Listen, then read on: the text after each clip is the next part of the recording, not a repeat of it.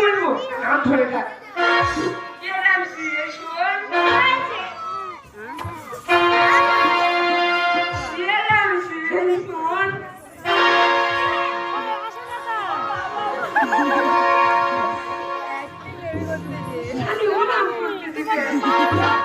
আমি একটা কথা বলবো,